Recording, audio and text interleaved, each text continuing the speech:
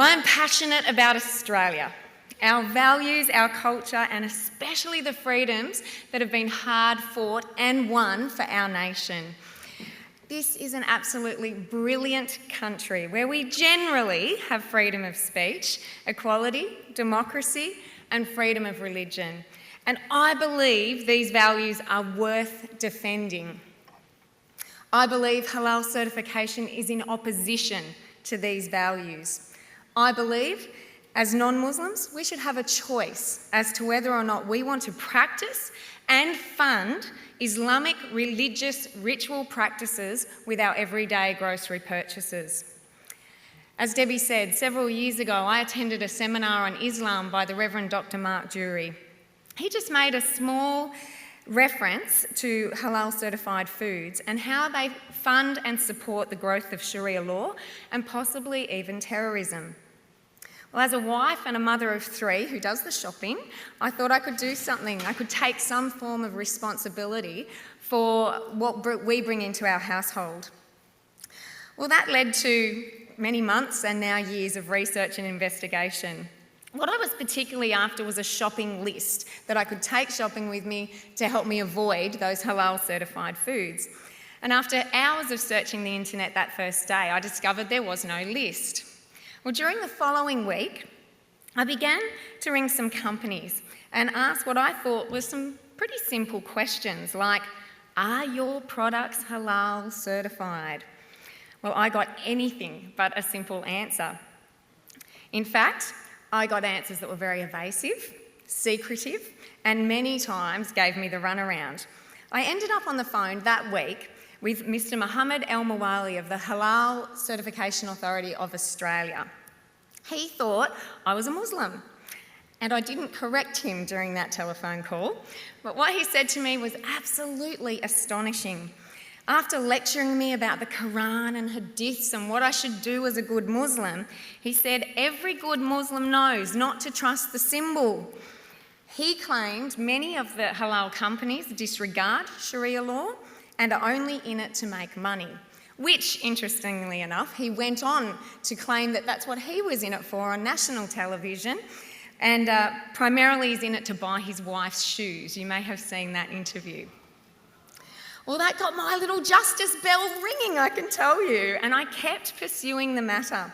Since then, I have discovered inconsistencies, corruption, intimidation, threats, misinformation and deception in this industry.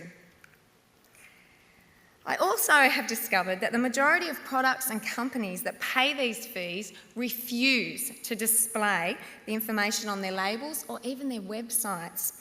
I think it's so bizarre that companies like Nestle, Parmalat, Sanitarium pay thousands of dollars in halal certification fees as a marketing tool, but then don't let anybody know that they have that.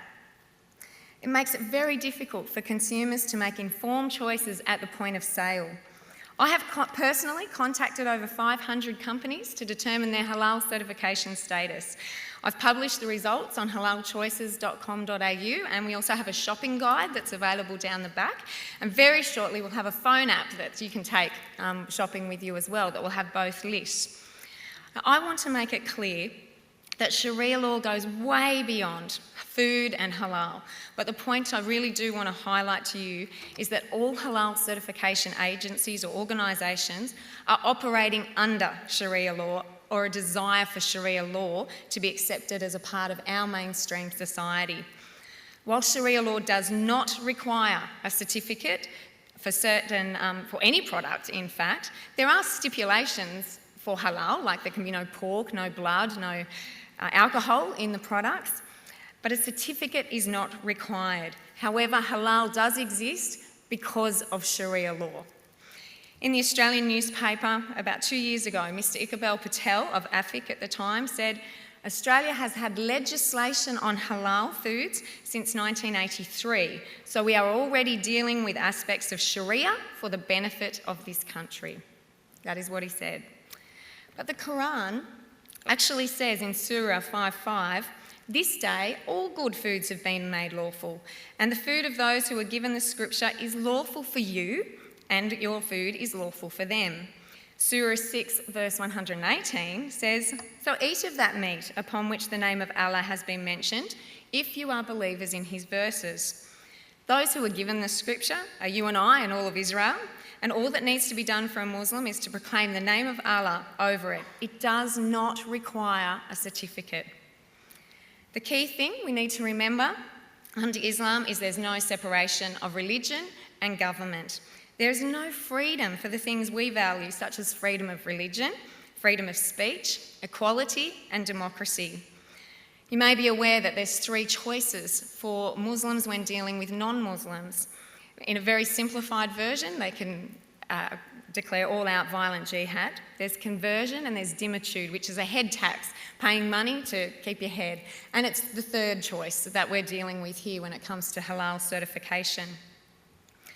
The Daily Mail reported in 2010 that the Grand Mufti of Bosnia, Dr. Mustafa Seric, urged the Muslim Ummah to conquer the world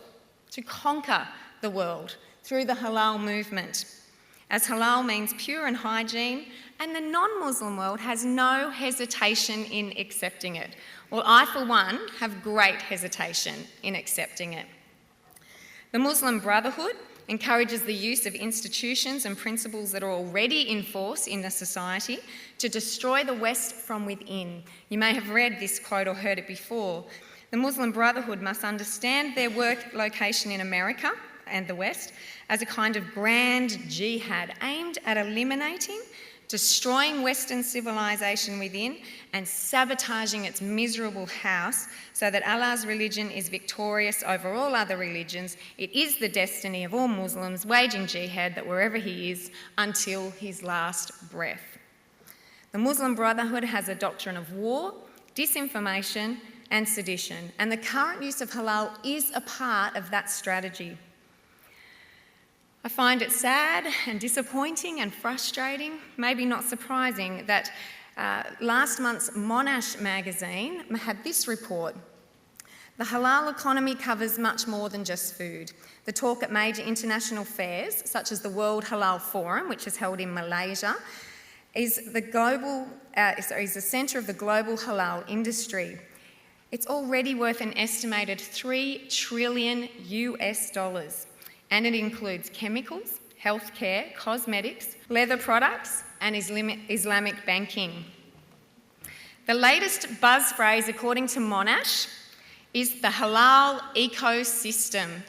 Doesn't that sound nice? It's not.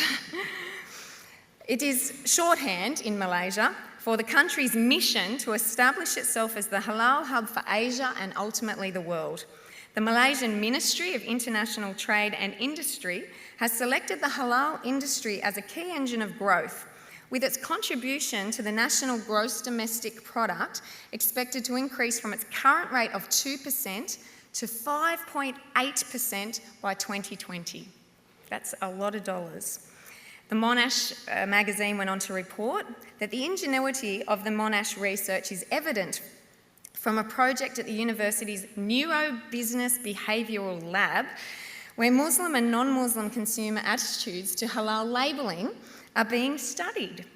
The lab's technology allows researchers to assess consumer reactions to products marked halal by measuring tiny facial movements, perspiration, and eye movements. Eye trackers follow exactly what part of the food package consumers look at and for how long they study the halal label. The subjects are then debriefed on their thoughts when looking at the halal label. This is serious. You know, when universities are setting up whole study centres to look at these things where they want a brand to have a great impact, there's a lot of money being invested, there's a lot of money being made. This is going to have a huge impact on economies and methods of practice.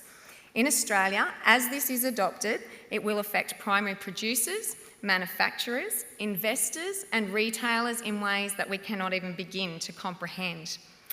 Our farmers are already under enough pressure, but this will mean, for example, that the grain the cattle eat is halal certified, so is the trough that it eats out of, the farm that it lives on, the drenches and the medicines used, the vehicles it is transported in, the abattoir it's slaughtered in, the packaging it's packed in, the transport again, and finally the shop that it is sold in. And the financing all the way will have to be Sharia compliant. This is big. Countries like Brunei, who have depended on oil for their income, are now branching into halal certification because of the huge dollars that are to be made. It is up there with oil. The Saudi Gazette and paper reported this on Australia Day this year. As Australia today celebrates its National Day, you may be forgiven in thinking that Australia's most successful exports are their movie stars like Hugh Jackman and Nicole Kidman and the pop icon Kylie Minogue. But its greater export is a culinary one. The quality and quantity of its delicious red meat. Australian beef and lamb exports to the Middle East and North Africa region reached record highs with a mouth-watering 61,793 tonnes of beef, that's just beef, exported, which was a staggering 89% increase in just 2013. This is not going to go away. We cannot ignore it and pretend she'll be right, mate. There are clear strategies and deliberate steps being taken right now in these industries to be dominant throughout the world. I feel that they won't need violent jihad to dominate the world because it's being done by stealth. And in most cases, you and I are funding it with our everyday grocery purchases. The fascinating thing is that many products on the list, as you are probably aware, do not need to be halal certified. They're already halal by nature. A peach in its own juice doesn't need a certificate to give a Muslim peace of mind that they can consume that product. But someone, somewhere, did convince SPC that they needed to certify a peach in its own juice. Lee Kum Kee paid for certification on many of their sources, including one for honey, garlic, pork, spare ribs. What about hot cross buns for Easter? You really do have to ask the question, who is the halal certification for? In these last two instances, these products are not for Muslims, and yet the companies are paying an Islamic organisation for the sole purpose of certifying their products for a Muslim market. That just doesn't exist for these products. It doesn't make any sense other than to say this is about dhimmitude, the third choice, a jizya tax. It is Islam exercising the third choice over our nation. One argument that companies like to use to justify certification is it opens up a huge export market. Well, can someone please explain to me then why nearly every fresh loaf of bread that you buy, I don't believe that it's exported at all, is halal certified? That's right, I have 23 pages of halal certificates for bread. These include Aldi, Best Buy, Buttercup, Black & Gold, Coles, Drake, Foodland, Good Stuff, Golden Crumpets, IGA, No Frills, Savings, Abbott's, Village Bakery, Baker's Life, Balfour's, Clear Wrap, Fisher's, Franklin's, Goldmax, Home Brand, Hot Bake, Independent Bread, Jackaroo, Maxi, Naked Bread, Restaurant Range Bread, Richie's, Smart Buy, Spud Shed Bread, Sunblest Texas Toast, Super Barn Bread, WA Country Bakers Brand, Woolworths, Boss Hog, Brody's, Burger King, Chicken Treat, Dinkum Dogs, Hot Dog Rolls, High Top, Tip Top, Hog's Breath, Holden, Homestead, Hungry Jack's, KFC, Porto, Red Rooster and Wendy's. I could get into auctioneering or something, couldn't I? I'm practising. Parmalat have a huge list of halal certified products, most of them being the white milk that you buy in supermarkets every day. White milk does not need to be certified. Parmalat do not mark their labels. Last year they removed the certificates from their website because they received so many complaints and questions about halal certification. And they just refuse outright to deal with me. I've had emails from the CEO, not just of Parmalat, but Cadbury's, Bega, Sanitarium, all saying that they will no longer have anything to do with me and they absolutely and utterly refuse to answer my emails. So I encourage you to email them and let me know what they say. A2 Milk, however, is a much smaller company, and they were quoted for halal certification and contacted me to let me know that they were quoted $7,000 just to have one processing plant halal certified. Just one. So Parmalat is much bigger than that, The mind boggles as to how much they're paying, and nearly all companies are forced to sign a non-disclosure in the contract, so it's very difficult to find out exactly how much they're paying. We need to understand this is about a global push for Islamisation. Unfortunately, most people are simply ignorant when it comes to these schemes. I did speak, however, to a rep from a frozen fish company one day, and he laughed when I asked if his product was halal certified. He said, "Love, you don't know anything about Islam if you think that fish needs to be certified." And I laughed along with him, but then I explained some of the discoveries that I'd made. And he said, "Well, actually, I'll tell you a funny story. You can't use my name, so I won't use his name." But he went on to describe how many years ago he worked for King Island Dairy.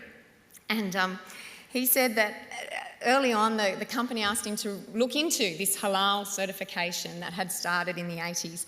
And one of the people he spoke to was our friend, Mr. El Mawali. And they discussed over the phone how he would have to go to King Island, he would have to inspect their premises, make sure there was no contamination to the product from blood, alcohol, pork, other contaminations, things like that. This discussion went on, and then Mr. El Mawali said, "So, where are you? Where's King Island?" And he said, "It's in the middle of Bass Strait." And he said, "How do I get there?" And he said, "On a 4-seater plane." And Mr. Mawali said, "Oh, I don't do 4-seater planes. You just pay me the money and I'll give you the certification." It is a rort.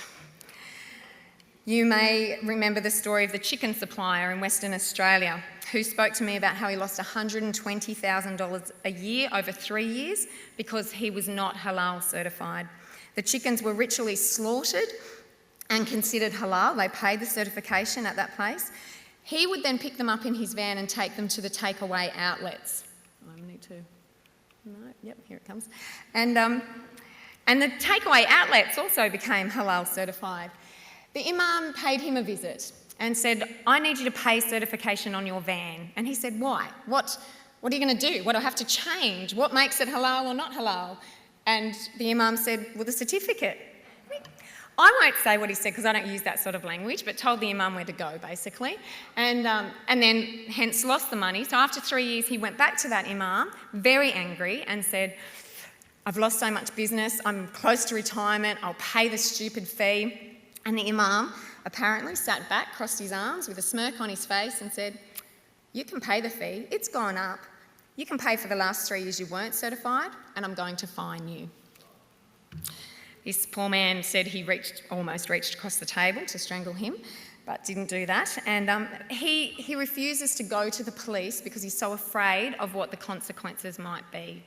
I feel this is one example of what could be very many examples going on in our country right now. One of the most ludicrous discoveries, however, was when we found out that cat food had been halal certified. How can it be? But it is.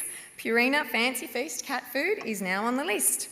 On the Islamic website Muslim Oasis, the commentator writes, "On the lighter side of the use of the term halal, but equally unnecessary use, is the manufacture and sale of halal pet food.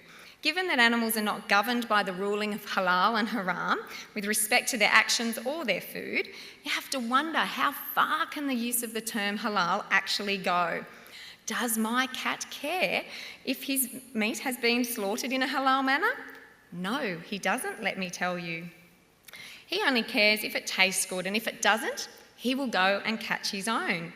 And although he is a clever kitty, I don't think when catching little mice he stops to draw his claw Zorro style across the jugular vein while meowing Bismillah." This Muslim writer goes on to say Allah has seen fit to ensure that animals are in submission to him and are not required to use their free will in accordance with his laws because technically they don't have free will. Halal and haram don't apply. The Muslim writer goes on to ask the question, is this meant to be integration? No, it is a money-making scheme. That's all from an Islamic website. Just last year in Canada, the Islamic charity Irfan lost its charity status. I know that this graph is a little bit hard to read, but I'll walk you through it. The Point de Pascali researchers in Canada show on this graph how nearly $15 million was funneled to the terrorist group Hamas. So over on the far side, you have the public institutions like hospitals, schools, military bases and prisons that halal slaughter meat, as well as wholesalers. That money goes through the slaughterhouses, and it's nearly all controlled in Canada by MAC, the Muslim Association of Canada. Then this next one is Irfan, the Islamic Relief Fund. It's a charity. It's doing good work, supposedly, until they found out that $14.6 million from those halal funds ended up in the hands of Hamas. It is reasonable that we ask the question here in Australia, where is the money going? It is time that our government held an inquiry into finding out the answers to these questions. We want to see the government investigate this properly. There must be greater transparency and some kind of regulation. Companies are being threatened and intimidated into these schemes due to ignorance and fear. It was reported in our media last year that powerful Muslim clerics in Jakarta are raising money for Islamic schools and mosques by forcing Australian businesses to pay an inflated religious levy on meat exports. That was from news.com.au. It's claimed that these abattoirs were having to pay up to $27,000 in halal costs. Just last week, it was reported by Sky News that Australian groups seeking certification must pay large donations to the MUI and foot the bill for groups of representatives to visit Australia.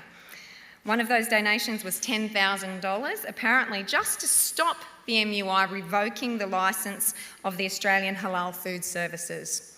Australian abattoirs are being made to pay hundreds of dollars so that approved groups can inspect their facilities, and this is on top of the annual certification fee and up to about $35 a head on each cow that is slaughtered. That's just the cattle, and there's over 9 million of those. So the maths is just phenomenal when it comes to adding up how much. That's just the cattle, not the sheep, not the goats, not the chickens, and then not all the other companies.